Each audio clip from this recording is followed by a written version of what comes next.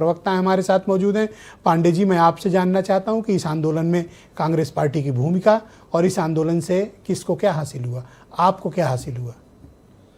देखिए ब्रजेश जी, हासिल इस देश की शिक्षा व्यवस्था को करना था और मुझे खुशी है कि जो एक सामूहिक प्रयास हुआ छात्रों का, विपक्ष के सभी लोगों का, सबने एकजुट होकर छात्रों का भविष्य सुनिश्चित करने के लिए ये लड़ाई लड़ी और उसमें सफल हुए। और जो हमारे युवा वर्ग के लोग हैं वो लोग तमाम तरीके के कुंठाओं से लंबे समय से ग्रस्त थे।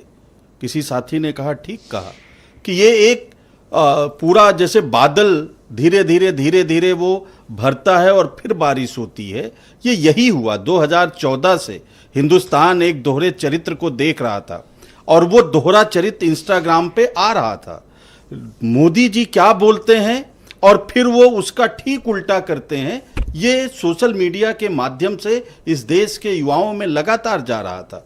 मोदी जी इस आंदोलन पर जो कुछ भी बोल रहे थे उसका ठीक विपरीत उनका बयान सोशल मीडिया पे ट्रेंड करने लगता था, वायरल होने लगता था। जैसे उन्होंने पहला वीडियो जब इंस्टाग्राम पे डाला और उन्होंने कहा कि हम सख्त कानून बनाएंगे, पूरे देश में 2024 का उनका पार्लियामेंट में दिया हुआ सेम भाषण ट्रेंड करने लगा। 24 में भी नीट का पेपर लीक हुआ और तब मोदी जी ने कहा था हमने सख्त कानून बना दिया है। तो जेनजी ने सवाल पूछना शुरू कर दिया, आप 24 में यही कह रहे थे, 21 में भी आपने यही कहा, 15 में भी आपने कहा।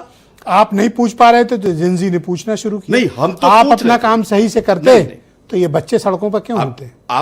आप समझिए, हम लगातार इस सवाल को पूछ रहे थे, लेकिन तमाम लोग जिन पर अभी जेनजी जरूर ध्यान देगा, उन्होंने जंतर मंतर पे दिखाया ब्रजेश जी, इस देश में विपक्ष को दबाने के लिए, विपक्ष की आवाज दबाने के लिए जो सुनियोजित षड्यंत्र हुआ, ये उसका दुष्परिणाम था। राहुल गांधी जी आवाज उठाते थे, भारत जोड़ो यात्रा के माध्यम से, भारत जोड़ो न्याय यात्रा के माध्यम से पूरे देश में वो चले।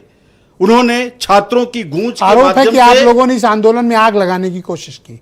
हम अगर आग लगाते तो हम लाठियां नहीं खाते। राहुल गांधी जी की नाक से बहता हुआ खून पूरे देश ने देखा। क्यों प्राइम मिनिस्टर का आवाज घेरना ये कोई मामूली बात है? ब्रजेश जी, तुरंत ये कंपेयर हो गया कि गांधी परिवार वो परिवार है जिसके इंदिरा गांधी जी का खून इस देश की मिट्टी में है, राजीव गांधी जी का खून इस देश की मिट्टी में है, और आज उसी सोच के लोगों ने राहुल गांधी जी को भी लाठी मारी है, राहुल गांधी जी को भी बच्चों का खून भी गिरा है, उनका भी खून, बच्चों का भी। बिल्कुल ये आवाज लगातार उठ रही है।